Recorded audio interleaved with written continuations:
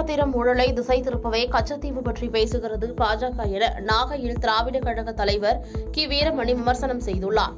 நாகை நாடாளுமன்ற தொகுதியில் இந்தியா கூட்டணி சார்பில் போட்டியிடும் வை. செல்வராஜை ஆதரித்து திராவிட கழகம் சார்பில் பிரச்சார பொதுக்கூட்டம் நாகை அவுரித்திடலில் நடைபெற்றது. கூட்டத்தில் திராவிட கழக தலைவர் கி வீரமணி பங்கேற்று கதிர் அறிவாள் சின்னத்திற்கு வாக்கு சேகரித்தார். தொடர்ந்து பேசிய அவர் 10 ஆண்டு காலமாக கச்சத்தீவு பற்றி பேசாத பாஜக அரசு தேர்தல் பத்திரம் ஊழலை திசை திருப்பவே தற்போது கச்சத்தீவு பிரச்சனையை கையில் எடுத்துள்ளது. எல்லோருக்கும் எல்லாம் கிடைக்க வேண்டுமா, இல்லை உயர் சாதியினர் அல்லது பெரும் முதலாளிகளுக்கு அனைத்து சலுகைகளும் கிடைக்க வேண்டுமா என மக்களே இந்த தேர்தலில் முடிவு செய்ய வேண்டும் என்றார். தொடர்ந்து பேசிய அவர் பிரதமர் மோடி நடிகரை போல் வலம் வருகிறார் என வாகை சந்திரசேகர் பிரச்சாரம் மேற்கொண்டார். திருப்பூர் மாவட்டம் தாராபுரம் அடுத்துள்ள குண்டடம் பேருந்து நிறுத்தம் முன்பு ஈரோடு நாடாளுமன்ற திமுக வேட்பாளர் பிரகாஷ்க்கு உதயசூரியன் சின்னத்தில் வாக்கு கேட்டு திமுக நட்சத்திர பேச்சாளரும் தமிழ்நாடு இயல் இசை நாடகமன்ற தலைவருமான நடிகர் வாகை சந்திரசேகர் பிரச்சாரம் மேற்கொண்டார். அப்போது பேசிய அவர், இந்த மக்களவைத் தேர்தல் மிக முக்கியமான தேர்தல். இதில் பாஜக வெற்றி பெற்றுவிட்டால் அடுத்து இந்தியாவில் தேர்தலே நடக்காது, சர்வாதிகார ஆட்சிதான் நடக்கும். ஈரோடு நாடாளுமன்ற தொகுதியில் போட்டியிடும் திமுக வேட்பாளருக்கு உதயசூரியன் சின்னத்தில் வாக்களித்து வெற்றி பெற வைத்து டெல்லிக்கு அனுப்பினால்தான் மோடியை வீட்டுக்கு அனுப்ப முடியும் என தெரிவித்துள்ளார். மேலும் பேசிய அவர், இந்த பிரச்சாரத்தின் போது ஆதி திராவிட நலத்துறை அமைச்சர் கயல்விழி, திருப்பூர் தெற்கு மாவட்ட தலைவர் பத்மநாபன் உள்ளிட்டோர் உடனிருந்தனர்.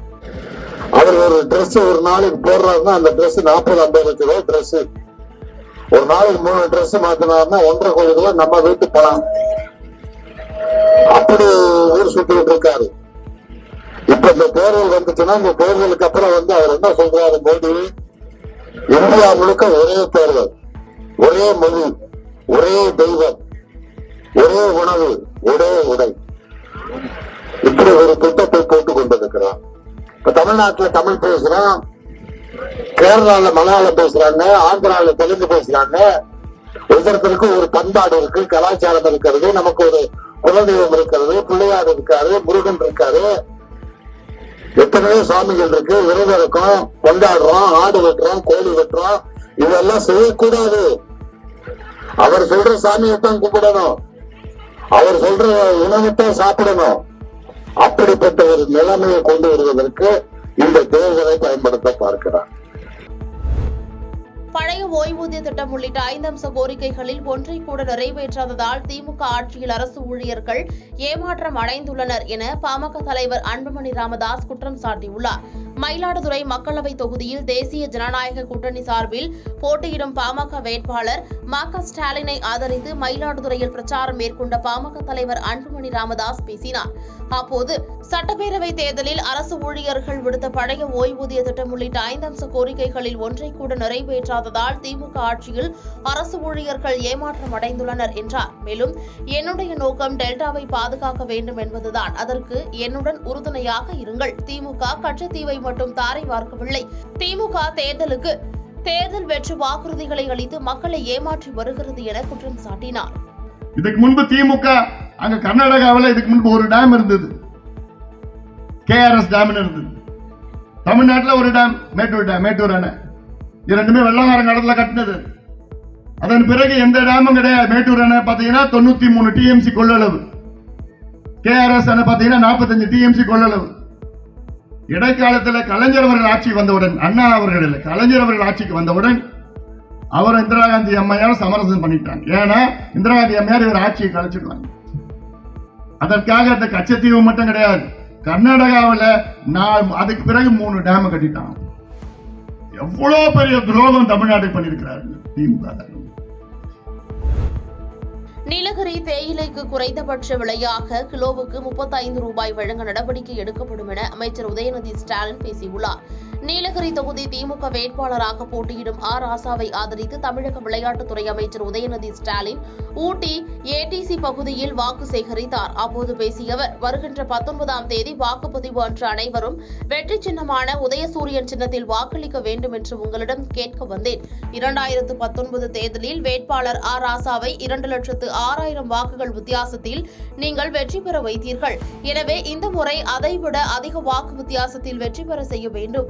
டீசல் விலை அதிகரிப்பால் அத்தியாவசிய பொருட்கள் விலை உயர்ந்து வருகிறது. இந்தியா கூட்டணி ஆட்சிக்கு வந்தால் டீசல் 65க்கும் தரப்படும்.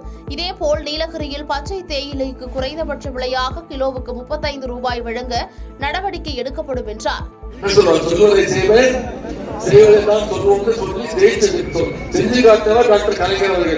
அவருடைய வழியில வந்த நம்முடைய தலைவர் திரு முத்துவேல் கருணாநிதி ஸ்டாலின் அவர்கள் கண்டிப்பாக சொல்வதை செய்வார். அந்த நம்பிக்கை இருக்காமா? முதல் தேர்தல் இருக்கிற இந்த முறை முக்கியமான இந்தியா கூட்டணி தேர்தல் ஆட்சி அமைச்சதுன்னா இந்தியா தேர்தல் கூட்டணி முதல் முக்கியமான வாக்குறுதி. நீங்க மகளிர் வந்திருக்கீங்களா? நீங்க சொல்லுங்க, 2014ஆம் ஆண்டு 10 வருஷத்துக்கு முன்னாடி கேஸ் சிலிண்டர் விலை எவ்வளவு? 450 ரூபாய் இருந்துச்சு. இப்ப கேஸ் சிலிண்டர் விலை எவ்வளவுமா? 1200 ரூபாய். ஏற்றது யாரு? அதுல தெளிவா இருக்கீங்கல்ல. இப்போ நாடகாரர் மந்திரி மோடி அவர்கள் புதுசா ஒரு வட சொல்றாரு. உங்களுக்கு தெரியும், நம்ம பொய் சொல்றவங்க சொல்லுவோம் நல்லா வட சொல்றான் அப்படின்னு. ஆனா மோடி என்ன ஸ்பெஷலிஸ்ட், வட சுட்டுட்டு நமக்கு தரமாட்டாரு. அந்த வரையை அவரே சாப்பிடுவாரு. பாஜக வேட்பாளர் ராதிகா சரத்குமாரை ஆதரித்து வானதி சீனிவாசன் பிரச்சாரம் மேற்கொண்டார். விருதுநகர் நாடாளுமன்ற தொகுதியில் போட்டியிடும் பாஜக வேட்பாளர் ராதிகா சரத்குமாரை ஆதரித்து சட்டமன்ற உறுப்பினர் வானதி சீனிவாசன் திருநகர் பகுதியில் வாக்குகள் கேட்டு ரோட் ஷோ பிரச்சாரத்தில் ஈடுபட்டார். தொடர்ந்து மக்களிடம் பேசிய வானதி சீனிவாசன், இந்திய ஜனநாயக கூட்டணியில் போட்டியிடும் ராதிகா சரத்குமார் ஒரு பெண்மணி எப்படி வலிமையான பெண்மணியாக இருக்க வேண்டும் என்பதற்கு உதாரணம். ராதிகா சரத்குமார் பிடிவாதக்காரர். ஒரு விஷயத்தை எடுத்தால் அதை முடிக்காமல் விடமாட்டார். ஒரு துறையை தேர்ந்தெடுத்து சிறு வயதிலிருந்து அதனை திறமையோடு செயல்படுத்திக் கொண்டிருக்கிறவர் என்றார். மேலும் பேசியவர், பிரதமர் மோடி அவர்களுடைய வேட்பாளராக இங்கு அன்பு சகோதரி ராதிகா சரத்குமார் அவர்கள், அவருடைய கணவர் சரத்குமார் அவர்களும் அவர் ராதிகா அம்மாவோட சேர்ந்து எங்க மக்களோடு இங்க இருக்கின்ற கட்சியினுடைய தொண்டர்களோடு உழைத்துக் கொண்டிருக்கிறார். திருமதி ராதிகா சரத்குமார் அவர்கள் பிடிவாதக்காரர். ஒரு விஷயத்தை எடுத்தன்னா அதை முடிக்காம விட மாட்டாங்க. அது எந்த துறையாக இருந்தாலும் சரி, மிக இளைய வயதிலிருந்து ஒரு துறையை தேர்ந்தெடுத்து அதிலே முழு அர்ப்பணிப்போடு போராட்ட குணத்தோடு செயல்பட்டு கொண்டிருக்கக்கூடிய திருமதி ராதிகா சரத்குமார் அவர்கள் இந்த நாடாளுமன்ற தொகுதியினுடைய உறுப்பினராக நமக்கு கிடைத்தால் பிரதமர் மோடி அவர்கள் டெல்லியில் கொடுக்கின்ற அத்தனை திட்டங்களையும் விருதுநகர் நாடாளுமன்ற தொகுதிக்கு கொண்டு வந்து சேர்ப்பார். பாதகம் செய்பவரை கண்டால் நாம் பயங்கொள்ளலாகாது பாப்பா. மோதி மிதித்து விடு பாப்பா, அவர் முகத்தில் உமிழ்ந்து விடு பாப்பா. அண்மை செய்திகளை உடனுக்குடன் தெரிந்து கொள்ள இணைந்திருங்கள் இயம்நாடு தொலைக்காட்சியுடன்.